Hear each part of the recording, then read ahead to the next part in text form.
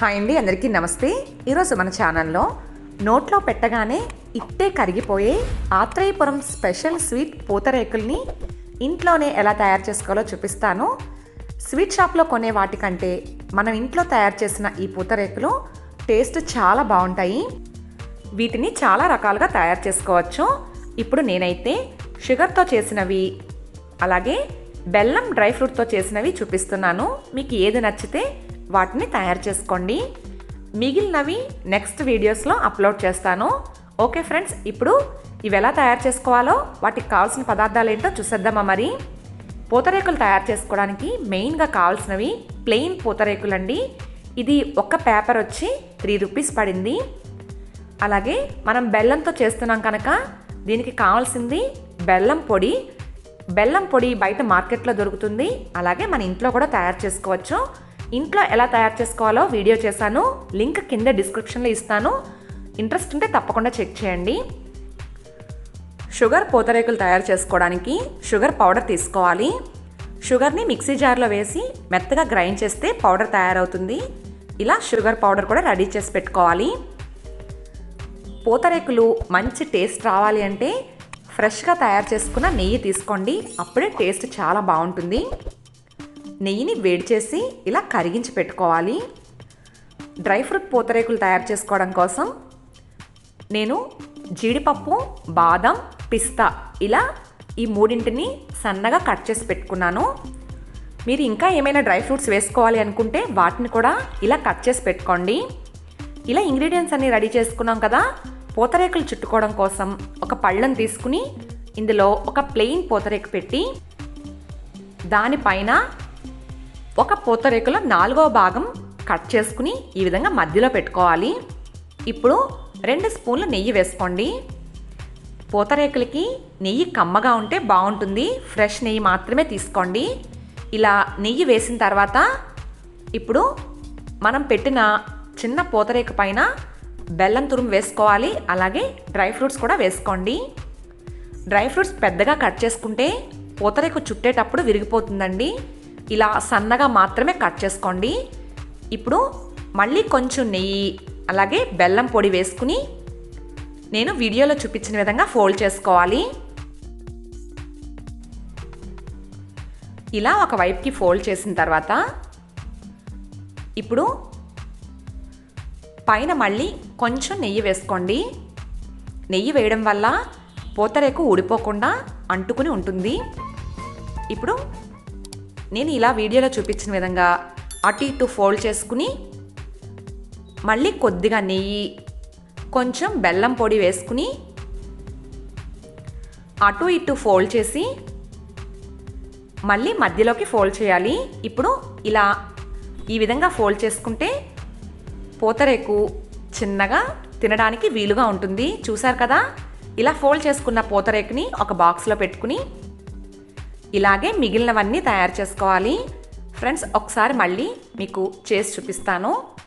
ముందు ఒక ప్లెయిన్ పూతరేకు పెట్టుకుని దానిపైన పూతరేకులో 4వ భాగం అంటే ఒక చిన్న ముక్కను పెట్టి ఇప్పుడు ఒక 2 స్పూన్ల వరకు నెయ్యి వేసుకోవాలి. అలాగే కొద్దిగా బెల్లం పొడి వేసి డ్రై ఫ్రూట్స్ వేసుకోవాలి. డ్రై ఫ్రూట్స్ని బాగా సన్నగా చాప్ చేసుకోండి, అప్పుడే పూతరేకులు విడిపోకుండా ఉంటాయి. ఈ విధంగా డ్రై ఫ్రూట్స్ వేసిన తర్వాత మళ్ళీ ఇంకొక స్పూన్ నెయ్యి వేసుకుని కొద్దిగా బెల్లం పొడి వేసి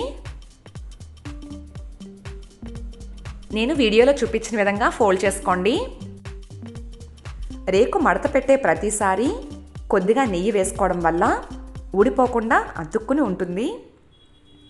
ఇలాగే కొంచెం నెయ్యి బెల్లం పొడి వేసుకుంటూ మడత పెట్టుకోవాలి. ఇలా వేసిన మడత ఊడిపోకుండా చక్కగా ఉంటుందండి. అలాగే తినడానికి కూడా చాలా బాగుంటుంది. చూసారు కదా.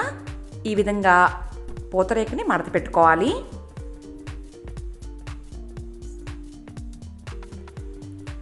ఫ్రెండ్స్, చూసారు కదా. బెల్లంతో తయారు చేసుకున్న డ్రై ఫ్రూట్ పూతరేకులు ఇలానే మిగిలినవన్నీ తయారు చేసుకోండి. ఇప్పుడు షుగర్ పూతరేకులు ఎలా తయారు చేసుకోవాలో చూద్దాం.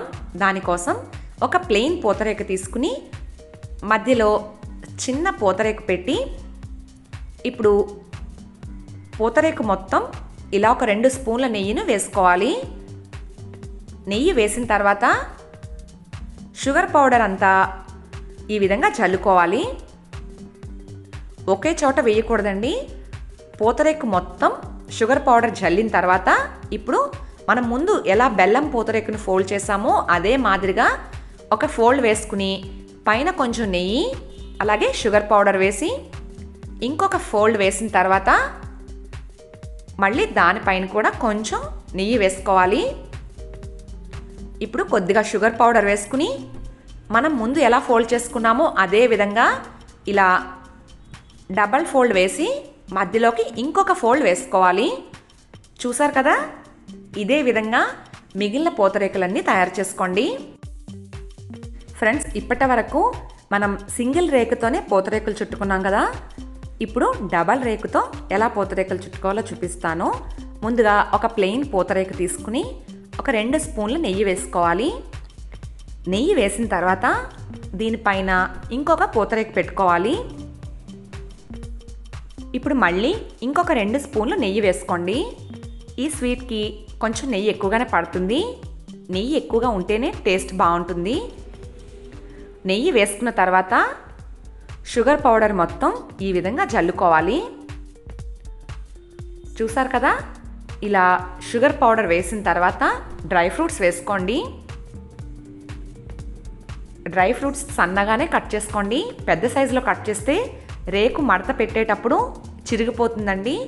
మనం ముందు పూతరేకుల్ని ఎలా చుట్టుకున్నామో అదే విధంగా ఒక ఫోల్డ్ వేసిన తర్వాత ఒక స్పూన్ నెయ్యి కొంచెం షుగర్ పౌడర్ వేసుకుంటూ ఈ విధంగా మడత వేసుకోవాలి. ఇలా చేయడం వల్ల రేకులు ఒకదానికొకటి అతుక్కుని ఊడిపోకుండా ఉంటాయి. సింగిల్ రేకుతో చేసిన పూతరేకు బాగా సన్నగా వస్తుందండి. ఇప్పుడు మనం చేసే ఈ డబల్ పూతరేకు కొంచెం లావుగా ఉంటుంది.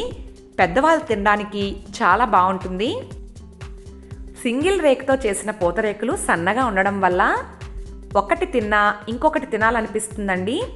ఇలా పెద్దవాళ్ళకి చేసేటప్పుడు డబల్ పూతరేకులు చేసుకోండి. ఇవైతే బాగుంటాయి. ఇప్పుడు సింగిల్ పూతరేకుకి డబల్ పూతరేకుకి తేడా చూడండి. ఇది మరీ సన్నగా ఉంది. డబల్ పూతరేకు అయితే కొంచెం లావుగా తినడానికి చాలా బాగుంటుంది. మీకు ఎలా నచ్చితే అలా పూతరేకులన్నీ తయారు చేసుకోండి.